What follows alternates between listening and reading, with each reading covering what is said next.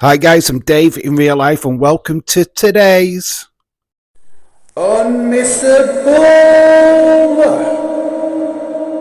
We saw on last night's SmackDown certainly a strange start as we was with the security staff and Solo barging through taking out Apollo Crews. This was an interesting start, which would start a rampage throughout the show. So yeah, we saw Apollo Crews getting seen by security. Solo walks past, barges him out of the way, and then we would see Jacob and Tamatonga certainly start destroying people, including Apollo Crews. So yeah, the security staff went flying through crates which were backstage where the security were set up. Really just making sure that people know that they arrived, and certainly should have put Nick Aldis on hiatus, knowing that they were in the building. I mean, yeah, this is a show of strength by the new Bloodline. Obviously, they lost at Survivor Series to the original Bloodline, but they're saying they're not down, that, they are here to fight and still prove that they are the dominant faction inside WWE, especially on SmackDown. As you can see here, they are destroying the members of security, throwing them through crates.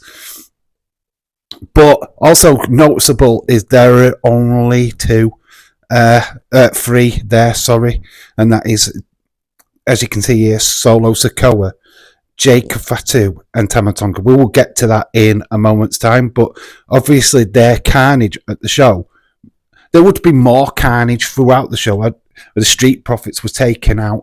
Don't know if that had anything to do with the new Bloodline, though, but it was just strange that on a show where the new Bloodline was destroying everything in their path, we had the Street Profits down at the same time. I do think that's more linked to Tommaso Ciampa and Johnny Gargano, of course.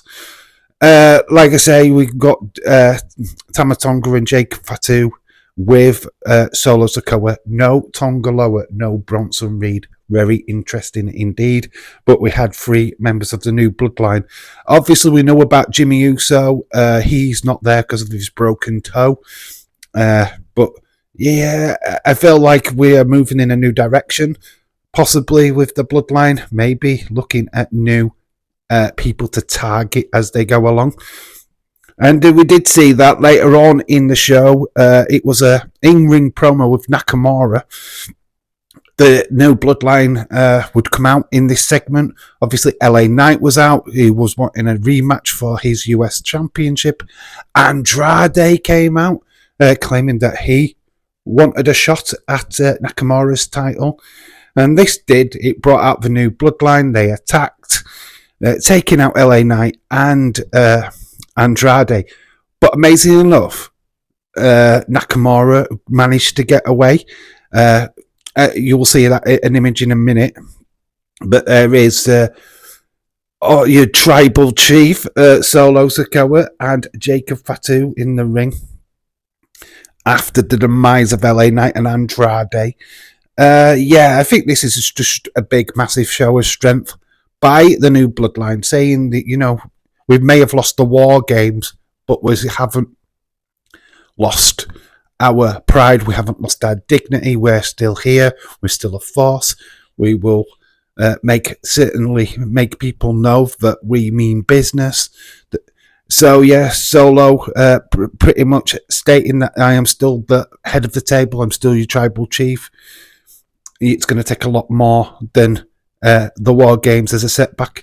As I said before, there are the injuries, the broken foot of Bronson Reed. Then we've got Tonga Loa out with his arm. And then, of course, that broken toe of Jimmy.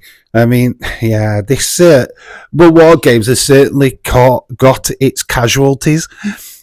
Both sides feeling and reeling from the effects of that. No new original Bloodline on SmackDown. Obviously, Jay back on Monday Night Raw with Sami Zayn. No reason for them to be on the show last night. But yeah, final thoughts are that, obviously the Bloodline are back. They are stronger than ever. Regrouped So to say, no sign of Roman. I believe that we will not see him until January, and Raw's moved to Netflix. So it looks like the Bloodline are looking for new challengers. Maybe they've bitten off a little bit more than they can chew with the likes of LA Knight. Yeah.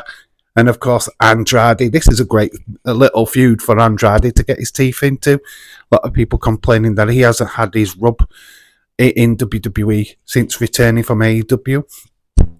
So yeah, this is going to be fascinating to see how this all starts playing out over the next coming weeks. Lots of stuff happening on SmackDown. We'll go through a bit of it now. We've got the DIY new tag team champions, obviously hoodwinking the Motor City Machine Guns. Had us believe that they had a highlight in Johnny Gargano, and it turned out he is just as bad as Tommaso Ciampa. So that was pretty cool. Obviously, we had Tiffany Stratton win the triple threat match. She is now taking on Meechin in the semi-finals of the Women's US Championship tournament. There's major news about the transfer market in WWE. We will cover that in a later video.